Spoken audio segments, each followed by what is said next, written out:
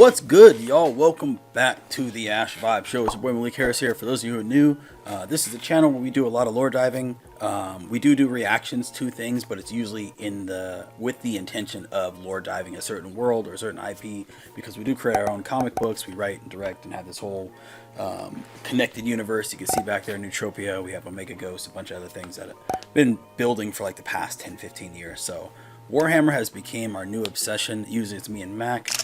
We started about a year ago, and yeah, I think I've gotten to that point now where I kind of am venturing off into my own solo mission. We did an Arbitor Ian video a few weeks back on the Primarchs and where they are now, and that just kind of set off a thing in my head to where I have a whole nother list of going through every individual Primarch and just looking more on their psychology and who they are individually. Probably put like 2 Primarchs per video for that.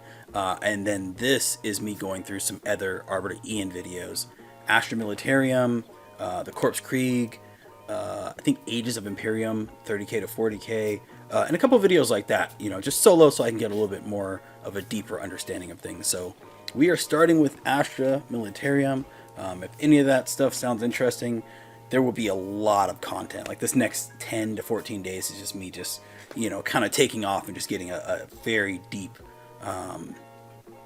just grapple on the universe itself, because everything is all over the place, as you guys know. So if you're interested in that, hit that subscribe button, and that is all I'm going to say for now. Let's dive into this and see what Arbiter has to offer us.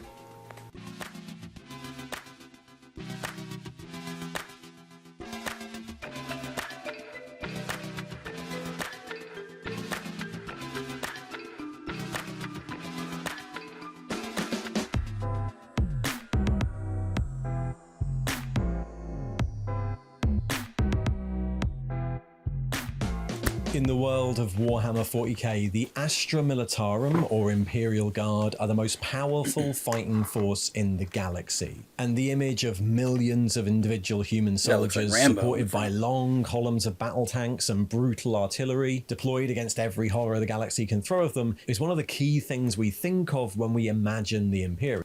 You know, sorry, I'm stopping. You guys are going to see me pausing a good amount. I got a brand new notebook. For those of you who've been here, I'm always taking notes and things like that. Like I said, studying for this whole connected universe and thing that we do on the side.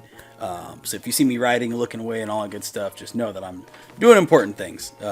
But the first thing I thought when I first seen the Astra Militarum is Starship Troopers. And even now, especially when they introduced Tyranids and all that good stuff, and that was like my dad's favorite movie back in the day. So I've kind of been interested in the Militarum for a while. What do I keep saying?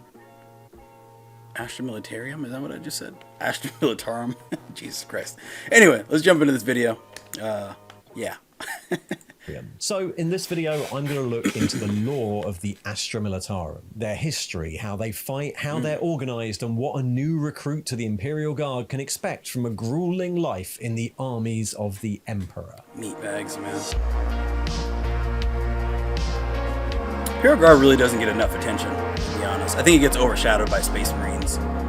The Astra Militarum is the standing army of the Imperium of Man, a force numbering in the billions and present in every major engagement the Imperium fights. Compared to the scalpel that is the rapid reaction forces of the Space Marine chapters, the Astra Militarum is known as the Hammer of the Emperor, a ponderous, unwieldy force that may be slow to react, but when it does, comes crashing down with the weight of millions of soldiers and thousands of tons of munitions. Its armies include elite special units and exotic arms and armor, but its key resource is human lives, taken from every planet in the Imperium to fight and die in the name of their emperor, and spent, sometimes without a thought, by the Lord Generals and Lord High Commanders of the Imperium. The Astra Militarum wins its battles by relentless pressure, as regiment after regiment is poured into a war zone, often overcoming an enemy through attrition alone, for the Imperium of 40k is never short of manpower.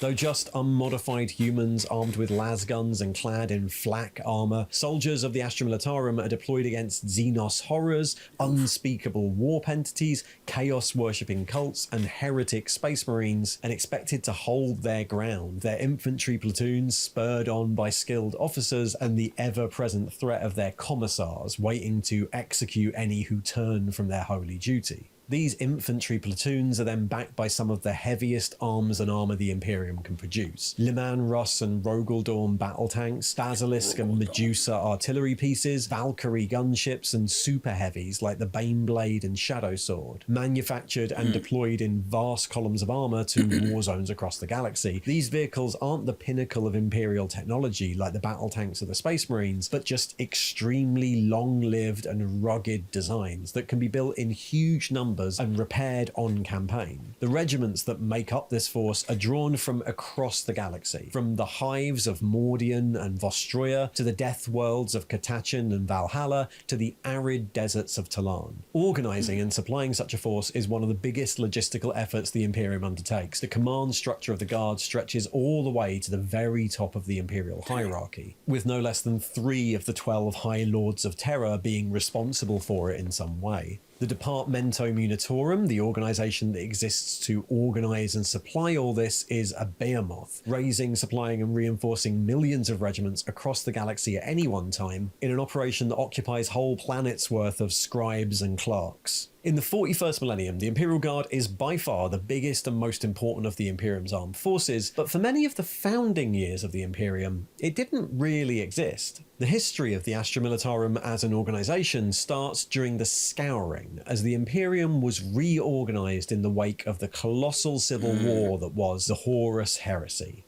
Unaugmented Crazy human image. troops had always been part of the Emperor's armies, from the earliest days during the unification of Terra to the expansion out into the galaxy known as the Great Crusade, but they were often eclipsed in glory by genetically modified soldiers, the Custodes, Thunder Warriors, and later the Space Marines of the Legiones Astartes.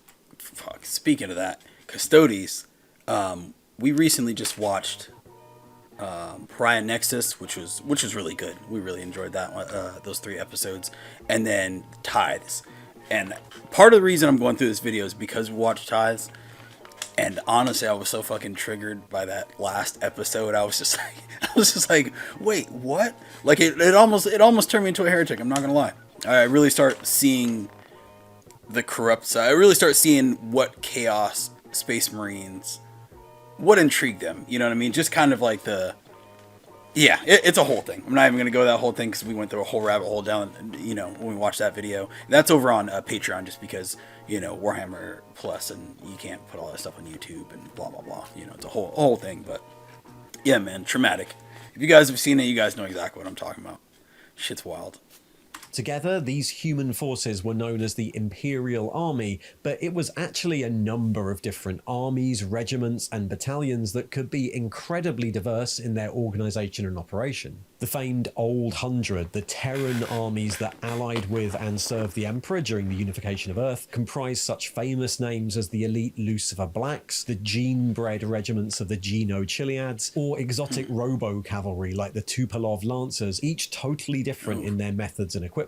As the Crusades spread out across the galaxy and re-established contact with human worlds, even more human armies were added, levied from newly compliant worlds as they all became part of the Imperium. At this point, there was neither the infrastructure nor the time for any sort of standardization. These regiments were raised quickly and immediately assigned to expeditionary fleets, each a self-reliant army group with its own naval assets, air support, diplomats, architects, historians, and everything else required to effect compliance of a newly encountered civilization. These fleets were often led by the legions, like the 63rd Expeditionary Fleet, commanded by the War Master Horus and comprising much of the Sons of Horus Legion's strength. They were supported by the human armies of the Byzant Janizars, who were mostly relegated to garrisoning conquered worlds and mopping up pockets of resistance after the spear tip of the Legion had moved on. But the legions couldn't be everywhere, and many expeditionary fleets were just groupings of human troops with minimal Astartes support. The 670th Expeditionary Fleet led... Whoa.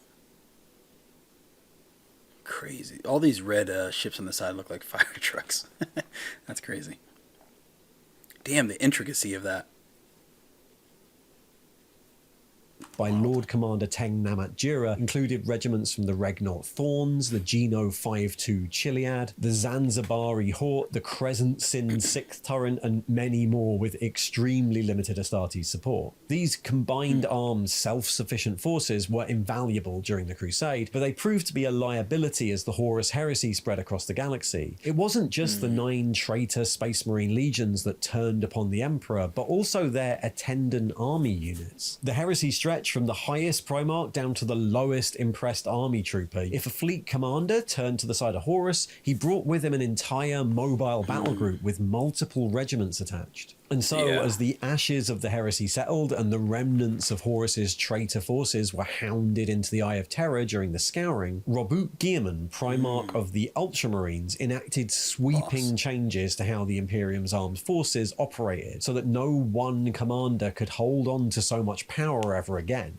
The regular armed forces of the Imperium were split into the Imperial Navy and the Imperial Guard, formerly known as the Astra Militarum, under the command of the Departamento Munitorum, which itself was a part of the new Administratum of Terror, the imperial bureaucracy. The Departamento was actually devised in the latter days of the Great Crusade in an attempt to manage the chaotic organisation of the Imperial Army, but now it would be responsible for the raising, maintaining, deployment and supply of these new regiments of the Astra Militarum. As well as this split from the fleets, the new regiments of the Astra Militarum would be divided up by role, with regiments of infantry, artillery, armour or anything else kept separate with very limited combined arms capabilities. Any future traitors or rogue commanders would be limited not only by the sorts of troops at their disposal, they'd need multiple regiments turning to prosecute any sort of war, but also by a lack of interplanetary travel. So successful were these reforms that the system remained in place with minimal changes for 10,000 years. In the 41st millennium, every planet in the Imperium is expected to manage its own local affairs under the rule of its planetary governor, but each planet is also assigned a tithe by the Administratum, the fucking tithes. colossal bureaucracy of the Imperium. This tithe could be anything from food destined for overpopulated hive worlds, to raw materials destined for manufactory planets or forge worlds, to industrial output, a quota of finished products, often weapons or machinery of war. But frequently, some part of the tithe is extracted in the form of fighting warriors, regiments for the Astra Militarum. In fact, on some worlds like Krieg or Cadia, fighting warriors are the main tithed element. And while tithes can remain the same for thousands of years, they could always be reviewed and adjusted based on local developments. Nearby Xenos activity, unrest, or new incursions might see additional demands for manpower added to a planet's tithe, but whatever the reason, as soon as a military contribution is required, it becomes the Departamento Munitorum's job to organise the raising of these new regiments, their supply, collection, and then deployment to wherever they're headed. Where the manpower for these regiments comes from varies depending on the planet. Every world in the Imperium is expected to raise and maintain its own local armies, known as Planetary Defence Forces, or PDF, to keep peace, prevent rebellion, defend the planet against pirates or raiders, and form the first line of defence against, well, anything bigger. So every planet already has some form of standing army, but the quality of that PDF can vary greatly. Hive worlds or industrial worlds like Mordian might have large and efficient PDFs, armed and equipped much like the Astra Militarum itself, but a backwater farming planet might rely on a small citizen militia using ancient heirloom las rifles, and feral worlds might have warriors with an even lower technological level. Regardless, one of the most common ways of raising new Imperial Guard is to draw them from a planet's standing PDF. Imperial worlds have a responsibility to make 10% of their armed forces available for induction at any time, with often the most elite or prestigious regiments transferred into the Imperial Guard and put under the command of the Departamento. But it's equally likely that new foundings will be held as required, with the manpower supplied by any means necessary. From glorious founding ceremonies of new volunteers, as with the Gudronite rifles, to conscription, impression, or even the clearing out of undesirables. Though a planetary governor who chooses to fulfill his quota to the Departamento with, say, convict troops had better be pretty sure they're going to make good soldiers, lest he be considered remiss in his holy duty to the Imperium. Imperium. Also, while some planets in the Imperium are exempt from this tithe, like Space Marine homeworlds or Adeptus Mechanicus Forge worlds, that doesn't mean they don't sometimes maintain their own defense forces anyway, and even occasionally send regiments to the Astra Militarum. Ultramar in the Galactic East is a famously efficient example of a Space Marine realm and contributes regiments to the Imperial Guard, as does the Forge world of Urdesh, a linchpin of the Sabbat world's crusade. What sorts of regiments are raised when a new founding's called is determined by the Departamento, but often, like in the old Imperial Army, the particulars of the planet in question play a role in determining what sort of regiments they supply. The hive world of Armageddon's colossal toxic ash wastes produce famed mechanized regiments. The Tanith First and Only are peerless light infantry and scouts due to their homeworld's dense moving forests, and the system of Elysia, where the local PDF are engaged constantly against the pirates lurking in their system's gas clouds and moons, produces elite airborne drop troopers. But though planets might be famous for one particular kind of regiment, that doesn't mean that's all they supply. The death world of Katachan might be famous for its jungle fighter guerrilla infantry regiments, but it still produces artillery regiments and tank regiments, and worlds like Brimlock, Krieg, or Cadia produce almost every sort of regiment known to man. The intention with this system is to make sure that any given regiment is a self-enclosed unit that's roughly the same level of military might as any other regiment, so that the Departamento can assess the threat level in a given war zone and then commit a certain number of appropriate regiments to it from nearby sources. For example, during the first Taros campaign, when the Imperium attempted to retake the desert world of Taros from the invading Tau Empire, the Lord Marshal de Stale was supplied with 10 regiments. 5 were from the desert world of Talarn, thought to be particularly suitable for the conflict, 4 infantry regiments and 1 armoured regiment, either pulled from other duties or newly founded. The other 5 were more varied. The 23rd Elysian drop troops able to rapidly redeploy across the desert wastes, a unit of Serenian assault engineers, heavy infantry for the expected urban fighting at the end of the campaign, the mechanised 114th Cadian shock troops in their Chimera transports, the 8th Brimlock Dragoons who had recent experience fighting the Tau, and finally the 19th Krieg Armoured who were just nearby and on garrison duty and thus available for the campaign. As we said, the intention here is that each regiment is roughly equal in terms of effectiveness, but in reality, regiments can vary drastically in size and power and in organisational structure. An infantry regiment might be anywhere between a few thousand to a few 100,000 soldiers, and though they're nominally commanded by a colonel and split down into first companies and then platoons, the exact ranks used, the number and size of companies, and the adoption of other organisational units like battalions all depends on the regiment. One thing that is slightly more uniform is equipment. For the Departamento Munitorum, supplying multiple war fronts at once, standardised weapons, armour and ammunition is a huge benefit. A new Okay, we're at 13 minutes to. Usually I have more to say, but honestly, it's just so much information, and everything's so like technical and detailed that I don't really have much to say. You know what I mean? I'm just soaking in all the information, and then I'm probably gonna have to go back and rewatch some of these Warhammer Plus shows after I do like this little. Probably spend like a good week of just. Well, I have other things I have to get, like League of Legends. At some point, I have to try to touch grass. Well, not touch grass. I'm back in the gym. So touch some weights, you know what I mean? But even then, I'm probably going to be audiobook, doing it on the treadmill and whatnot.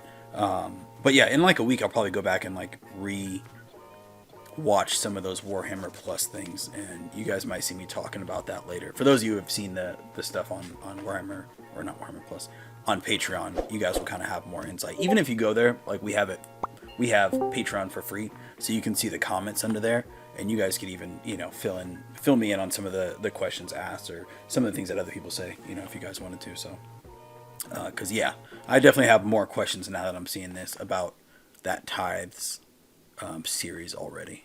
Recruits, the Imperial Guard, can be expected to be issued with some form of flak armor, layers of ballistic materials that provide basic battlefield protection, and a lasgun, the most reliable and widely produced weapon in the Imperium, as well as standardized sidearms, clothing, and of course devotional texts like the Imperial Infantryman's Uplifting Primer. There is of course still some variation here. There are numerous different patterns of lasgun, some of which are favored by particular worlds, but at the technical level, if something can be standardized by the Departamento, it is. The newly raised regiment will be transferred into the holds and troop bays of Imperial Navy ships, ready to begin its journey to its assigned war zone. For the individual soldiers, it's unlikely they'll ever see their home world again. All they have to look forward to is a lifetime of war in the Emperor's name and occasional stretches of drilling and training on the long journeys between conflicts. If they ever make it past the first one. They could be assigned to a sleepy garrison post on a distant world, or into the teeth of a grueling decades-long war where the life expectancy for new arrivals is as low as 15 minutes. 15 in the hours. holds of these transport ships... Wait, 15... Oh, okay, that was the correction. I was like, 15 minutes? What the fuck? Life expectancy for new arrivals is as low as 15 minutes. In the holds of the... Imagine training...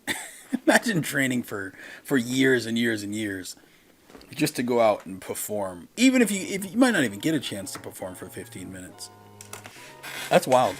That's wild. That's why I refer to them as meat shields, because it's like, especially when they're in the presence of these bigger, you know, tyrannid creatures, or when they're in the presence of any orc, you know. Luckily, seeing like ties, like that third episode, and seeing more of the Imperial Guard go against orcs and take some down, and you know, that really did put things into perspective, because whenever you do see like Space Marines 2, the video game, or you know, whatever situations I've seen them prior, was them getting, you know, fucked up basically, and then a Space Marine coming and then, you know, basically rescuing them from blah blah blah. So it was nice to kind of see them actually hold their own and just do what they're meant to do. I think seeing them like Imperial Guard against, you know, on a Tau world, going against them, I think that would be really entertaining, just because the species of Tau is something that I don't know too much about, so I would be learning the same time as them, and I'd feel like everything was like ground level, you know what I mean? So yeah, interesting stuff. These transport ships, a series of endless drills and training exercises begins, both to hone their skills and bring them up to the standard expected of the Imperial Guard, but also to keep them occupied and minimize friction between unfamiliar regiments from different worlds cooped up together for months at a time. Watching over all this will be the officers of the Departamento Munitorum itself, the commissars of the Officio Prefectus, charged with maintaining discipline in the ranks and ensuring the regiment follows its orders. Each regiment is assigned at least one commissar, often more, and they're never from the same world as the rest of the regiment. Their role is not only to deal with day-to-day discipline and morale issues, but to ensure that both the private soldiers and the officers are fulfilling their duties. How they do this varies from commissar to commissar. Some are firebrands, almost preachers, encouraging the guardsmen from the front lines. Others are more like advisors and counselors to the senior staff of the regiment, but all of them have the power of life and death over any guardsman of any rank found disobeying orders, hesitating or deserting,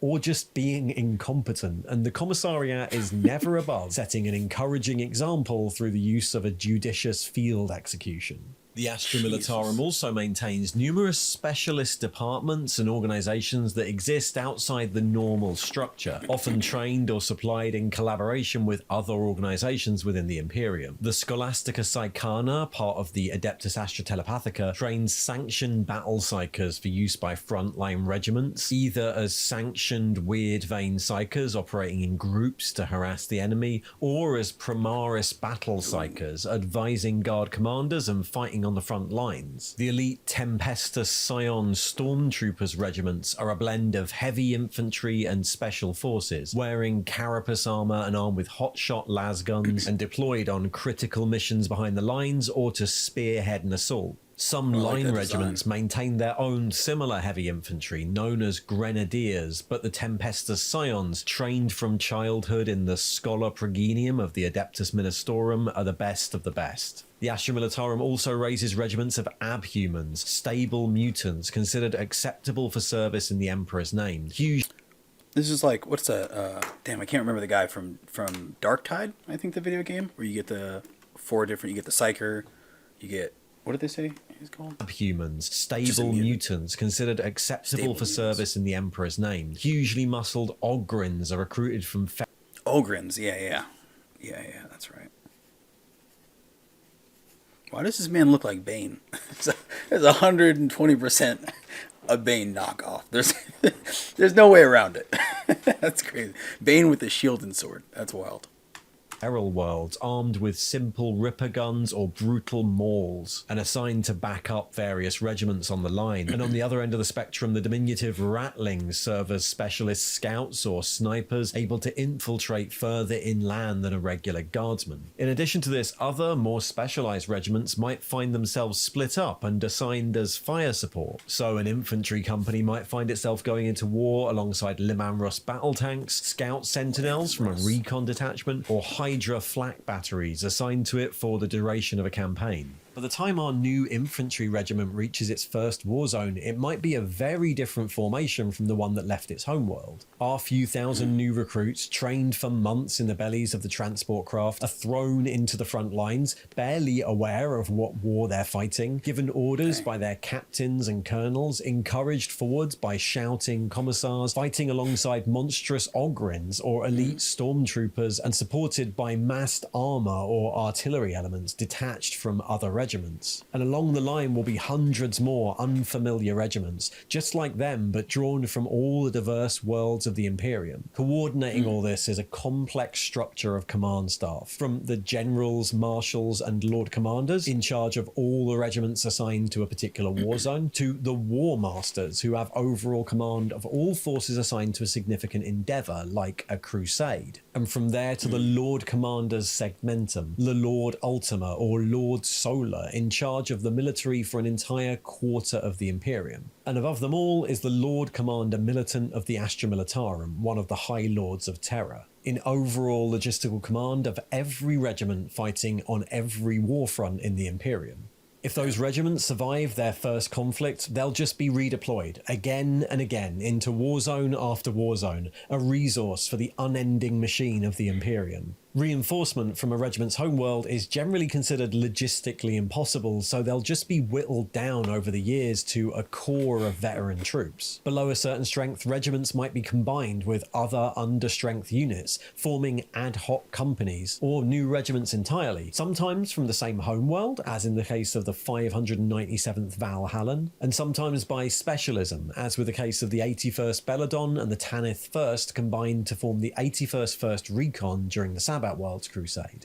Regiments with even fewer survivors might be disbanded altogether. If they're lucky, the survivors of some great victory might be granted rights of settlement over a new imperial world, but in reality this is so rare as to be a myth, the jaded veterans being abandoned wherever the warfront happens to leave them, whether that's in the same system they were raised to defend, or light years away on the other side of the galaxy, left to their own devices to ply whatever trade they have remaining, and veteran guardsmen are an occasional sight in ports or underhives across the galaxy. The Astra Militarum is the greatest war machine humanity has ever conceived, a meat grinder designed to crush the enemies of the Imperium with overwhelming numbers, ingesting whole generations of Imperial citizens from all over the galaxy, stamping them into the most simple of molds, and throwing them into a lifetime of combat against every horror the galaxy can throw at them, armed with little more than a lasgun and their own fear of what will happen should they turn their backs. It comprises elite special forces and barely trained conscripts, colossal artillery formations and fast-moving tank battalions, drawn from a million worlds with a million cultures. But to the administrators of the Departamento Munitorum and the Lord Generals of High Command, they're all just numbers.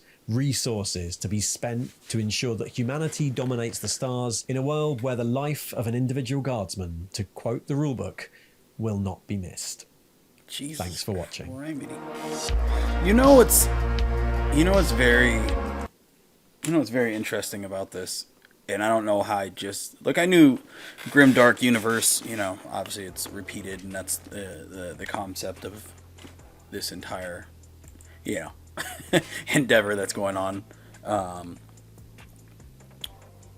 didn't really realize how much freedom is a rare concept in Warhammer universe. You know what I mean? With all the different planets, with all the different stars and worlds, and maybe you guys can enlighten me on some strong sector. Like obviously there's individual people or individual planets trying to fight against the Imperium, but it's really like an uphill battle by a landslide. You know what I mean? Like it's not. This is more from the perspective of enslavers, is what it seems like, right? Because now seeing like the bottom line of, you know, everything, which is basically the Imperial Guard. Yeah, I start to realize like they basically come in, they take over all these planets. You know, there's no real like rule set to decide if they nuke your home world or if they do this or if they do that. It's basically just, hey, do whatever I tell you and fight in the name of our, you know, leader, or we're going to wipe you off the face of the earth. And even once we do, you know, indoctrinate you into our program, yeah, you're basically a slave. You either do this or we wipe you off the face of the earth. So it's like, you know what I mean? There's not really, and it's like, I knew this obviously subconsciously, but I think it's really hitting now. And I think, again, going back to ties, going back to like seeing everything come full circle, from reading books, from playing games, from Warhammer Plus cinematics, from, you know, video games, or YouTube, different cinematics for different games, and, you know, whether it's board game, other things like Dark Tide, whatever the case. It's just, it all kind of comes back to this concept with a focus on your life is not your own. Your life belongs to the Emperor, whether you want it to or not. And if you argue with us, then, you know. And it's just such an interesting way to enforce such a big scale project, right? Because this is an entire universe, and there's all these different planets and all these different systems, and, you know, for everything to kind of fall underneath that same regimen it's just very interesting. Like, it seems like, and I've been watching a lot of Star Wars stuff too recently, and I've gotten like the Clone Wars saga, not the Clone Wars saga, the Clone Wars animated show, you know, so I have a bunch of episodes and they're going from world to world, and like looking at that, you know, the good guys against the bad guys, or dark side against light side, and then watching it flip after 1, 2, 3, and then all of a sudden, you know, the clones become bad and all this good stuff. Like, it made me realize, like, okay, there's still two opposing forces, so there's like a balance going on. But yeah, Warhammer Universe is just not that at all. Like, there's definitely not a balance whatsoever, you know. I guess you could argue between orcs, Tyranids, humans, kind of, but it's not so much a balance of good and evil. And I hear this all the time, like, there is no such thing as good and evil in the Warhammer universe. And again, like I said, this is just for me.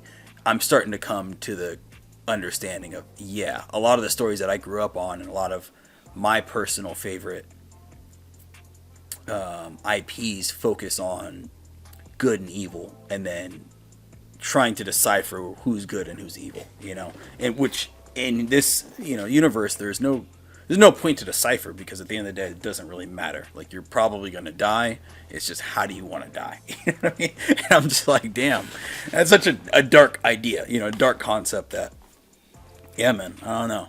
Crazy shit. It just blows my mind sometimes when I think about it, compared to like any other IP that I can think of. Even like darker things like Berserk, for those of you, like, you know, are into anime, manga, all that good stuff. I watched all the anime of Berserk, and I got a couple of the compendiums back there. And even with that, like, you kind of have like this underlying tone of, we're fighting, you know, Guts goes through all these things, you know, world's terrible, you know, I'm not going to ruin it for those who haven't seen it, but he goes through a lot, you know what I mean? You know, loses limbs and people and all this good stuff on a very, very dark level. And then it comes back around to where ultimately he has people and things that he's trying to protect. And it might be selfishly, it might be this or that. And he'll kind of destroy whatever to protect those pieces, you know? But I think you kind of get a compass, because you know what he's fighting for, and you know what he's been through. So you know the journey, so you know like the direction. Whereas here, it always feels like it just goes around in a circle. Like, there's not really a direction, you know what I mean? The direction is just staying alive. Which, I don't know, I just feel like that would become tiring, you know what I mean? This is my first year into Warhammer, and I feel like if I was a fan for, you know, 10, 15 years, like how I am a fan of like Marvel, or how I'm a fan of, you know, just comic book universes and things like that, I just feel like I would get exhausted in 10 years. I'm really curious how I'm going to look at Warhammer in 10 years, or what Warhammer is even going to be like. You know, once they bring it to the cinematic universe, And Henry Cavill does his whole thing. How does that translate? You know what I mean? It's hard for me to picture that translates and it resonates with audiences the same way that like the board game community. You're right, because I think when you play a board game or when you play a game in general, you're looking for something different than when you watch a movie or when you invest in like a cinematic universe. And I don't think people have like a lot of experience with cinematic universes on that scale. I think it's just, the Marvel, you might get something like Hellboy kind of has a universe with like Lady in the Water and different things like that. But it's all kind of still, good versus evil. So yeah, I could see why, when all the things that I've seen on the cinematic universe, why there's kind of a struggle of how do we tell these stories and how do we guarantee that it lands? You know what I mean? I think that's why they haven't done no huge Hollywood cinematic type things for this universe yet, because it's just a tricky equation. You know what I mean? And I'm saying this from like writer, director, producer. For those of you who are new and you're just like, what the fuck is this guy talking about? Like I said, do have a whole comic book universe that I've been creating since like past like 15 years. We have like award-winning films that we've taken, fantasy films and whatnot, taken to a bunch of film festivals, won awards all over Australia, Rome, New York, LA. You know what I mean? So I've been creating stories and like things for a long time. So yeah, it's always just fascinating when I see certain new things like this that just kind of break all of the rules. You know what I'm saying? Hopefully any of that makes sense, man. I ran it long enough. I only took a couple notes. Yeah, the main one was like the freedom concept. I was thinking that from the very beginning of this to the end. And then, yeah, like I said, Tithes is a perfect example of that. There are some great episodes. I'm not saying that Tithes is ass or something like that. You know what I mean? Like, I love seeing like the Custodies in episode 2 and just seeing like, I can't remember what her name was, but just seeing her presence in general was epic. I think that's the first time I seen Custodies cinematically actually in action doing things, which was amazing. It's one thing to read the books and picture it in your head and all that jazz, but then when you actually see it come to life, it's just a whole different experience. So yeah, man, yeah, it's my first introduction to like Warhammer stuff was more so through Titus, and whether it's Secret Level, that, or whether it was Space Marine 2. Like, I've seen a bunch of people play Space Marine 2. I played it a little bit, didn't know what was going on, like years, prior to us lore diving last year. And I felt like I marked him as being the protagonist of the series. And since I've ventured off and I've came back now, I'm like, damn, reading the books, the first 3, as you guys know, you might have a main character in there. He might not be there in the next book, you know what I mean? type of thing. So I quickly like banished that concept. But now I find myself like really wanting to have a person. And I don't know if that's just because of how culture, like I said, if that's just a me thing, or if you guys have similar thoughts to that, to where that's where you guys pick a specific chapter and you're like, okay, it's not a person, but that's why I stick to the Blue Boys. That's why I stick to Luna Wolves. That's why, you know what I mean? And that acts as like that consistent compass to follow, through their journeys of this whole chaos. So, all right, man, I've said enough things on this video. I appreciate you guys. We have a whole Discord where, we're always getting, updated on different things that are dropping in the Warhammer community, as well as like videos like this. Sometimes YouTube isn't enough and we want to just talk about things on a consistent basis. So, the reason I even have these opinions, honestly, is because the Discord, literally people are posting every day. There's a bunch of people painting figurines and stuff like that. We've actually painted our first figurines. If you look on our channel homepage, we have our first vlog of diving into the Warhammer universe. The miniature universe, I should say. So go and check that out. It's dope. It's fun stuff. Head over to the Discord, join the Patreon, join the YouTube memberships, do all the things. All right, much love. Peace.